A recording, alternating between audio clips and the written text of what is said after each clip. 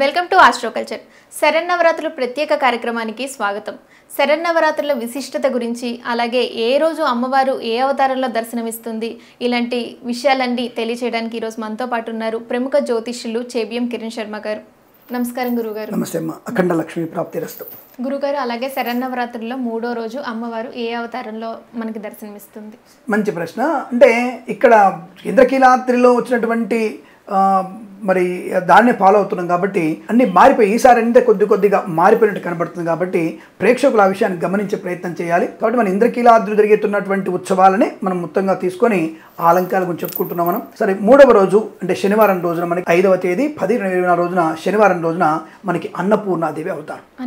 అన్నపూర్ణే సదాపూర్ణే శంకర ప్రాణవల్లభే జ్ఞాన వైరాగ్య సిద్ధ్యర్థం భిక్షాందేహి చ పార్వతి.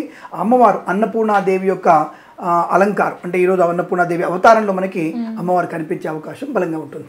అలాగే ఆ రోజు మనం ఏ వస్త్రాలు అలంకరించాలి గురుగారు? మంచిది. ఈ అమ్మవారికి మనము ఈ శ్వేతవర్ణం చెప్తారు, కొంతమంది శ్వేతవర్ణంగా చెప్తారు, అంటే తెలుపు రంగు వస్త్రాలు చెప్తుంటారు.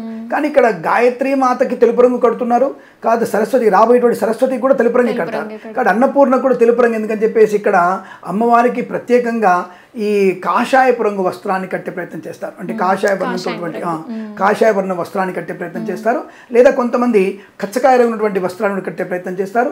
ముదురు పసుపు వర్ణం చీర కూడా అమ్మవారికి కట్టే ప్రయత్నం చేస్తారు. ఆ రూపంలో ఆ వస్త్రాలు ధరించి అమ్మవారు మనకి అలంకారికంగా కనపడుతూ ఉంటారు. అలాగే అన్నపూర్ణాదేవికి మనం ఏం నైవేద్యం పెట్టాలి? మీరు చెప్పారు అన్నమే నైవేద్యం అమ్మవారికి. అన్నపూర్ణకి అన్నమే నైవేద్యం. అన్నంలో కూడా మనకి అన్నము, పప్పు అంటే మంచి పప్పు, అన్నము, కాయకూరలు, నెయ్యితో కూడినటువంటిది, దధి అన్నం అంటే దధ్య అన్నము, తర్వాత మనకి ఆవు పాలు చేసినటువంటి పాయసము, ఖర్జూర పళ్ళు, అమ్మవారికి ఖర్జూర పళ్ళు కూడా నివేదన చేస్తుంటారు అమ్మవారికి.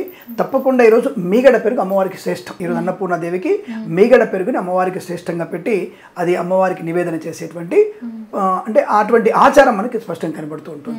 గురుగారు, శరన్నవరాత్రుల్లో అమ్మవారు ఏ అవతారాల్లో కనిపిస్తుంది, అలాగే విజయదశమి విశిష్టత గురించి చక్కగా వివరించారు. ధన్యవాదాలు. శుభమస్తు. సర్వే జన సుఖినో భవంతు. ఆనంద సిద్ధిరస్తు. అందరికీ విజయదశమి శుభాకాంక్షలతో శుభమస్తు.